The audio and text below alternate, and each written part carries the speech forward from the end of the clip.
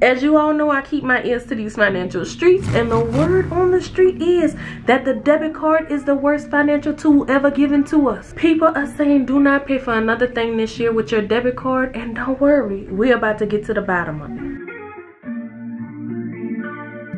What's up guys, this is Monique and welcome back to the channel. I am back with the news that you can use by first if you are new here. Hello, bonjour, hola, aloha, konnichiwa, shalom. Thanks for stopping by, but don't be a stranger. Hit that subscribe button and join the family. Also do me a huge favor and like this video so this info can get out to more people. So Houston, we have a problem. There has been a lot of controversy around debit cards and whether or not we should be using them. Many are saying you should never use a debit card. I don't own a debit card.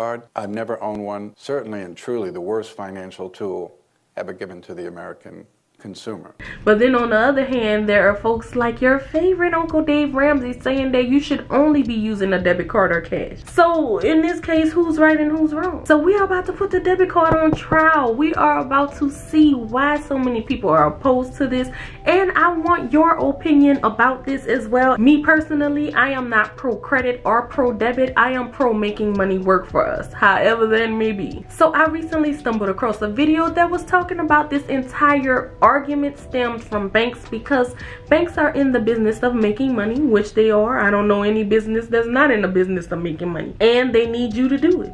Most businesses do. But this person argued that the banks are encouraging people to not use their debit card because of course they do not make as much money if you use it. But instead what they want you to do is use your credit card so that you can keep them rich and in business. And while in one way or another that is true, because according to the Consumer Financial Protection Bureau, banks make about $15 billion in overdraft and non-sufficient fund charges, which we know the debit card has a big part.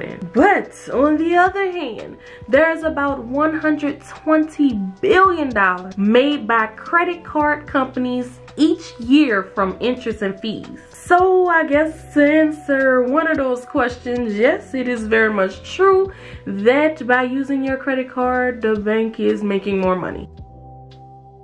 Now this is what it boils down to for me, because I am a type of person that use my credit card quite often because I like the benefits of it. If you are the type of person that will always pay off your credit card in full each month, then using your credit card may be a better deal for you. But, and this is a big but, if you are the type of person to carry any kind of balance on your credit card, then using your debit card may be the better choice for you. The main thing honestly is we always want to be making our money work for us and not working hard to keep our money. So in my research, I found that there are 3 reasons that people tend to avoid using debit cards and they prefer to use credit cards instead. And the first reason is because your debit card is attached to your bank account, which has all your hard-earned money in it. So if criminals get a hold to your debit card information, they can have access to your money that's in your account, and you can have a hard time getting it back if you get it back at all. And on the other hand, the argument is that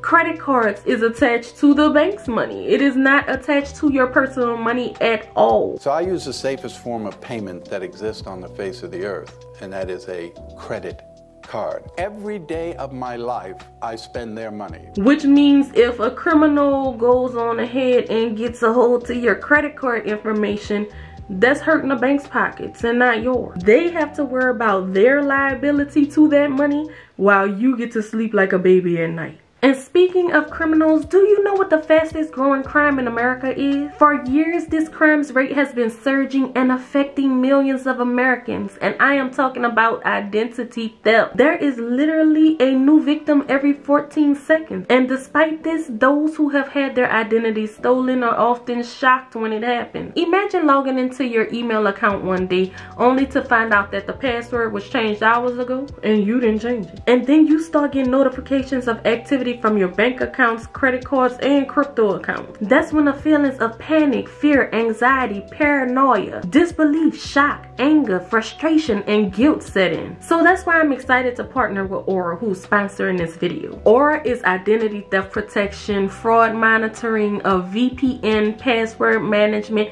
and antivirus software, all combined in one easy to use app. Aura monitors the dark web for your emails, passwords, and social security numbers, and send alerts fast right to your phone and email. When it comes to fraud, believe me when I say every second matters. The good thing about this is you can connect your bank accounts and credit cards to Aura and get notified up to 4 times faster than Aura's competitors. Also, their VPN allows you to stay anonymous online by keeping your browsing history and personal information safe and encrypted. And their antivirus software will block malware and viruses before they infect your devices. When I signed up for Aura, they searched the dark web and alerted me here that my personal information had been found 28 times. So make sure you protect you and your family from America's fastest growing crime. Try Aura free for 2 weeks and find out if you or your family's information has been compromised. And make sure you let me know down in the comments below how many times Aura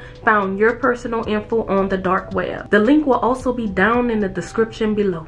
Alright, so getting back into these reasons that a lot of people are against the good old debit card. The next reason kind of piggybacks off of the last, and that is because credit cards and debit cards are governed by 2 different laws. The law that governs debit cards is the Electronic Funds Transfer Act, and depending on when you report the fraudulent activity, you can be held responsible for all fraudulent charges that were put on your account, and you could possibly never get your money back. And not only that, it could take months to get your money back when you are disputing these charges. And on the other hand, when it comes to credit card, the Fair Credit Billing Act ensures that you will not be responsible for fraudulent activity. If someone just so happened to have taken your credit card on a shopping spree, the most you will be held responsible for is $50. And while you are disputing these charges, again, that's the bank's money, is not your money, so yours is peacefully resting in your account